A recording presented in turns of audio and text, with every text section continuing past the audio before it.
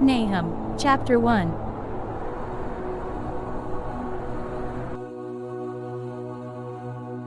An oracle concerning Nineveh. The book of the vision of Nahum of Elkosh. The Lord is a jealous and avenging God. The Lord is avenging and wrathful. The Lord takes vengeance on his adversaries and keeps wrath for his enemies. The Lord is slow to anger and great in power, and the Lord will by no means clear the guilty. His way is in whirlwind and storm, and the clouds are the dust of his feet. He rebukes the sea and makes it dry. He dries up all the rivers. Bashan and Carmel wither. The bloom of Lebanon withers. The mountains quake before him. The hills melt. The earth heaves before him, the world and all who dwell in it. Who can stand before his indignation? Who can endure the heat of his anger? His wrath is poured out like fire, and the rocks are broken into pieces by him. The Lord is good, a stronghold in the day of trouble. He knows those who take refuge in him. But with an overflowing flood, he will make a complete end of the adversaries, and will pursue his enemies into darkness. What do you plot against the Lord? He will make a complete end. Trouble will not rise up a second time. For they are like entangled thorns, like drunkards as they drink. They are consumed like stubble fully dried. From you came one who plotted evil against the Lord, a worthless counselor. Thus says the Lord, though they are at full strength and many, they will be cut down and pass away. Though I have afflicted you, I will afflict you no more. And now I will break this yoke from off you and will burst your bonds apart. The Lord has given commandment about you. No more shall your name be perpetuated. From the house of your gods I will cut off the carved image and the metal image. I will make your grave, for you are vile. Behold, upon the mountains, the feet of him who brings good news, who publishes peace.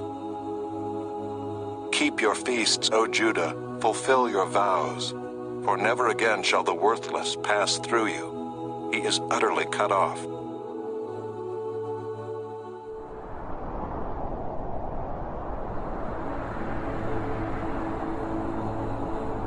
Nahum, chapter 2.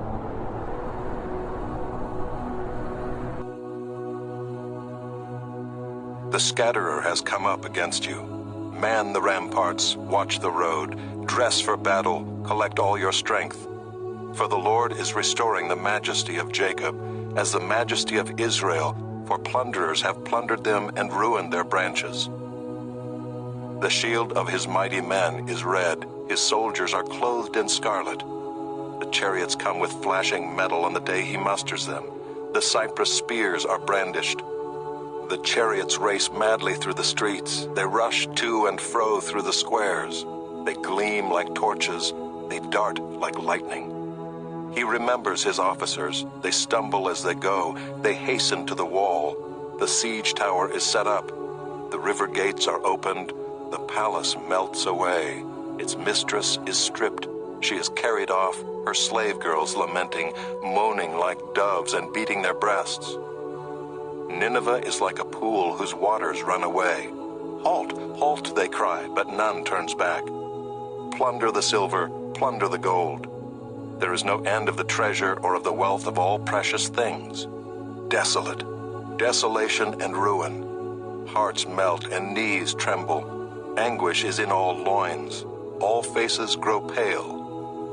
Where is the lion's den, the feeding place of the young lions, where the lion and lioness went, where his cubs were, with none to disturb?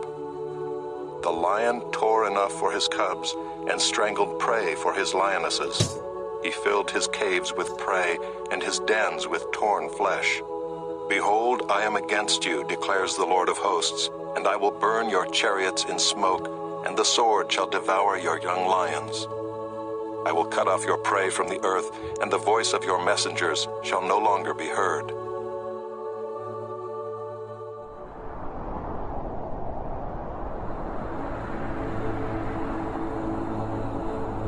Nahum, chapter 3.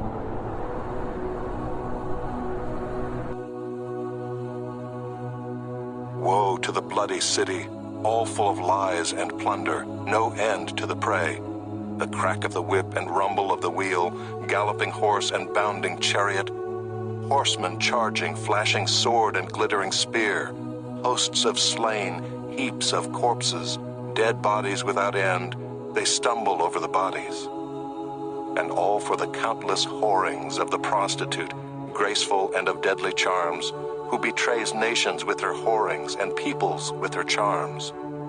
Behold, I am against you, declares the Lord of hosts, and will lift up your skirts over your face, and I will make nations look at your nakedness and kingdoms at your shame. I will throw filth at you and treat you with contempt and make you a spectacle. And all who look at you will shrink from you and say, Wasted is Nineveh. Who will grieve for her? Where shall I seek comforters for you? Are you better than Thebes, that sat by the Nile with water around her, her rampart a sea and water her wall? Cush was her strength, Egypt too, and that without limit. Put and the Libyans were her helpers. Yet she became an exile. She went into captivity. Her infants were dashed in pieces at the head of every street. For her honored men lots were cast, and all her great men were bound in chains. You also will be drunken. You will go into hiding. You will seek a refuge from the enemy. All your fortresses are like fig trees with first-ripe figs. If shaken, they fall into the mouth of the eater. Behold, your troops are women in your midst. The gates of your land are wide open to your enemies. Fire has devoured your bars. Draw water for the siege. Strengthen your forts. Go into the clay, tread the mortar, take hold of the brick mold. There will the fire devour you. The sword will cut you off. It will devour you like the locust. Multiply yourselves like the locust. Multiply like the grasshopper. You increased your merchants more than the stars of the heavens. The locust spreads its wings and flies away. Your princes are like grasshoppers, your scribes like clouds of locusts settling on the fences in a day of cold.